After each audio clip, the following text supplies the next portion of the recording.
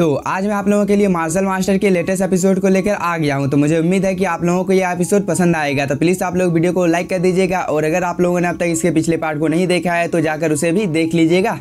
Episode की शुरुआत में हम लोगों को इस एल्डर चैंगसा और ओल्ड मैन डाजी को दिखाया जाता है जो कि यहाँ पर बातचीत कर रहे थे। लेकिन तभी ये एल्डर बोलता है, तुम लोग इस जगह पर तबाही मचाने के लिए आए हो, क्योंकि मैं तुम लोगों की जानकारी के लिए बता देता हूँ कि वानलाओ पैलेस में कभी भी ब्लैक लेवल का कोई भी वीआईपी गेस्ट नहीं था।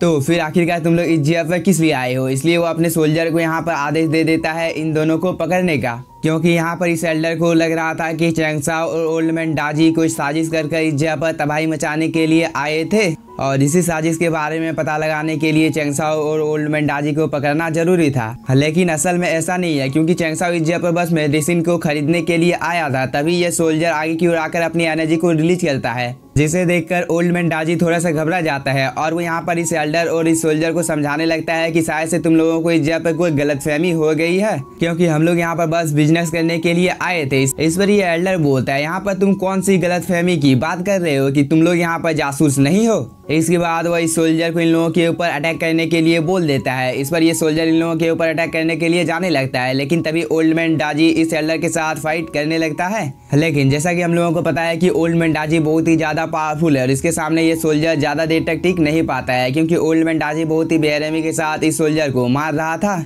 इस चीज को देखने के बाद ये एल्डर बहुत ही ज्यादा गुस्से में आ जाता है और वो बोलता है, तुम लोगों की इतनी ज्यादा हिम्मत हो गई कि तुम लोग वानलाओ पैलेस के अंदर में आकर इस जगह पर तबाही मचाने की कोशिश कर रहे हो। इस चीज का सजा तुम लोगों को जरूर से मिलेगा। लेकिन तब तक इस सोल्जर ने ओल्ड मैन डाजी के ऊपर एक अटैक कर दिया था और जिसे ओल्ड मैन डाजी ब्लॉक करने की कोशिश करता है, लेकिन ये अटैक बहुत ही ज्यादा पावरफुल होता है, जिसकी वजह से ओल्ड मैन डाजी थोड़ा सा पीछे हट जाता है।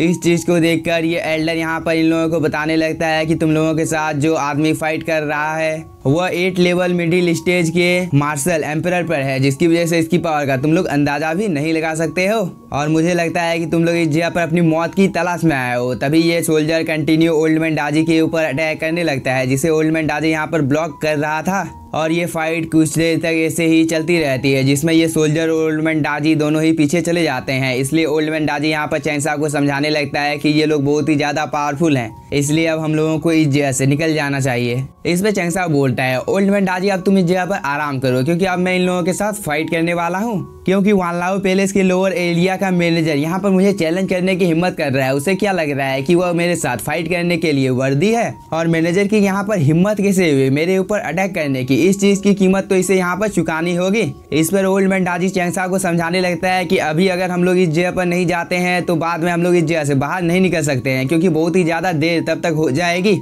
और ओल्ड मैन डाजी यहाँ पर जो कुछ भी बोल रहा था वो सब कुछ बिल्कुल सच था, क्योंकि तब तक यहाँ पर इस मैनेजर ने अपनी पावर को एक्टिवेट कर इन लोगों को जकड़ लिया था और वो बोलता है, अब इस जगह से भागने में तुम लोगों को बहुत ही ज्यादा देर हो चुका है, क्योंकि मैंने तुम लोगों को पकड़ लिया है। इसके बाद मैनेजर इन लोगों की ओर चलकर आने लगता है और इसकी बॉडी के इर्द गिर्द में बहुत ही अमाउंट में स्पिरिचुअल एनर्जी घूम रही थी। लेकिन मैनेजर इन स्पिरिचुअल एनर्जी को डिसअपियर कर चैंगसा को बोलता है, तुम लोगों की इतनी ज्यादा हिम्मत हो गई कि तुम लोगों ने वानलाओ पैलेस में यहाँ पर तबाही मचाने की हिम्मत की है और तुम लोगों को लगता है कि तुम लोग इस जगह से भाग सकते हो। तो मैं तुम लोगों की जानकारी के लिए बता देता हूँ कि अगर वानलाओ पैलेस के अंदर में एक बार हेवनली किंग भी अंदर आ जाता है तो वो अपनी मर्जी के अनुसार इस जगह से बाहर नहीं जा सकता है। मैंने यहाँ पर थोड़ी सी गलती कर दी है कि जहाँ पर मैंने मैनेजर बोला था वो एल्डर ली था, इसलिए आप लोग एडजस्ट कर लीजिएगा। इस बात को सुनने के बाद ओल्ड मैन डाजी बहुत ही ज्यादा घबरा जाता है और वो बोलता है, अब हम लोगों की मौत सामने है, क्योंकि हम लोगों ने बहुत ही ज्यादा लेट कर दिया है, क्योंकि अब सब कुछ खत्म हो चुका है। इसके बाद वो चैंगसा की ओर देखने लगता है। तभी हम लोगों को एल्डर ली को दिखाया जाता है, जो कि एक जगह पर आकर रुक जाता है। इसके बाद मैनेजर एल्डर ली को बोलता है, आपकी मदद के लिए धन्यवाद। इस पर एल्डर ली बोलता है, तुम्हें यहाँ पर ये सब करने की कोई भी जरूरत नहीं है, बस तुम इन दोनों को इस जगह से ले चलो। इस पर मैनेजर भी अपने साथियों को चैंगसा और ओल्ड मैन डाजी को इस जगह से ले जाने के लिए बोल देता है। इस बात को सुनकर ये सभी लोग चैंगसा और ओल्ड मैन डाजी को चारों ओर से घेर लेते हैं। लेकिन चैंगसा को तो यहाँ पर जरा सा भी डर नहीं लग रहा था, बल्कि ओल्ड मैन डाजी को यहाँ पर थोड़ा थोड़ा डर लग रहा था।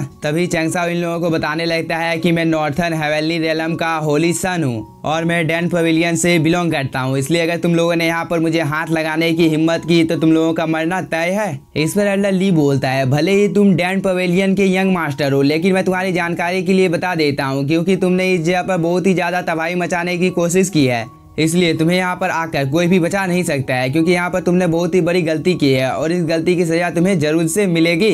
इसके बाद एल्डर ली अपनी एनर्जी को रिलीज करता है, जिसकी वजह से चेंगसाओ और ओल्ड मैन दाजी को थोड़ी सी प्रॉब्लम होने लगती है। तभी चेंगसाओ बोलता है, तो मैं यहाँ पर देखना चाहता हूँ कि वानलाओ बिल्डिंग का मास्टर कितना ज्यादा पावरफुल है और ये क्या तुम्हारी रियल पावर या लेवल है, तो तुम इससे मुझे कभी भी हरा नहीं पाओगे। इसके बाद चेंगसाओ अपनी एनर्जी को रिलीज करता है, जिसकी वजह से वो एक ही झटके में एल्डर ली के अटैक को डिस्ट्रॉय कर देता है। इसके बाद चेंगसाओ की बॉडी के अंदर से बहुत ही अमाउंट में स्पिरिचुअल एनर्जी निकलने लगता है। इस चीज को देखकर एल्डर ली भी थोड़ा सा शॉक होता है।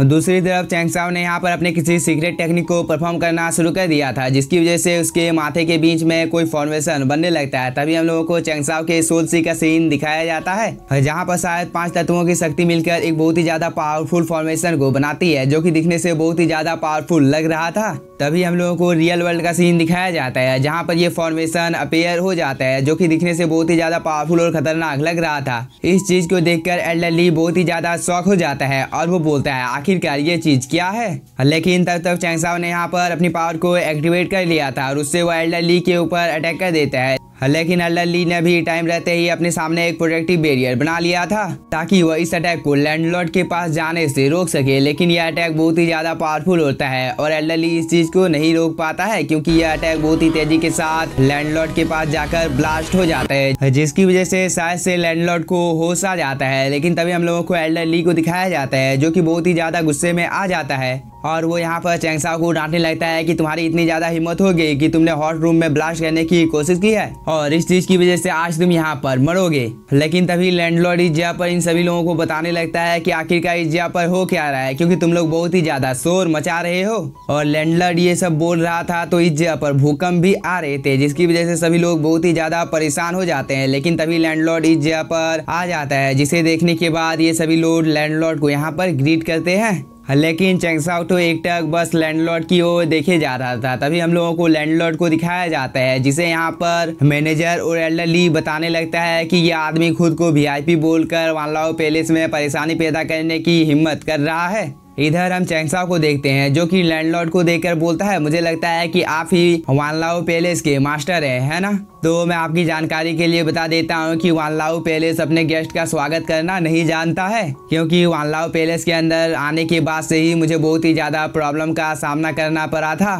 इस बात को सुनने के बाद मैनेजर को बहुत ही ज्यादा गुस्सा आ जाता है और वो चेंगसाओ को शांत रहने के लिए बोलता है। लेकिन तभी लैंडलॉर्ड आगे की ओर आकर चेंगसाओ को बोलता है, वानलाओ पैलेस अपने गेस्ट का स्वागत करना अच्छी तरह से जानता है, इसलिए तुम्हारे जैसे नॉर्मल कल्टीवेटर के मुंह से ये सब बातें शोभा नहीं देती है, क्योंकि तुम्हारी कल्टीवेशन लेवल बहुत ही ज्यादा कम है। इसके बाद लैंडलॉर्ड चेंगसाओ के ऊपर एक छोटा सा अटैक कर देता है, लेकिन चेंगसाओ ने एक प्रोटेक्टिव बैरियर बनाकर लैंडलॉर्ड के अटैक को बहुत ही आसानी के साथ ब्लॉक कर लिया था। इस चीज को देखकर लैंडलॉर्ड बोलता है, तुमने मार्शल किंग के 7 लेवल के पीक को अचीव कर लिया है। और इसके बाद लैंडलॉर्ड अपने मन में कुछ सोचने लगता है। दूसरी ओर चेंगसाओ इन लोगों को बताने लगता है कि अगर आप लोगों को मेरी बातों के ऊपर भरोसा नहीं है तो मैं आप लोगों को ब्लैक वीआईपी कार्ड दिखा सकता हूँ। इसे देखने के बाद आप लोग खुद डिसाइड कर लेना कि मैं इस जगह पर किस लिए आया हूँ, क्योंकि आप लोगों को तो अपने सीनियर की रिस्पेक्ट करना आता ही नहीं है। इस बात को सुनकर मैनेजर को बहुत ही ज्यादा गुस्सा आ जाता है, लेकिन लैंडलॉर्ड मैनेजर को यहाँ पर शांत कर देता है और वो बोलता है, क्या तुम्हारे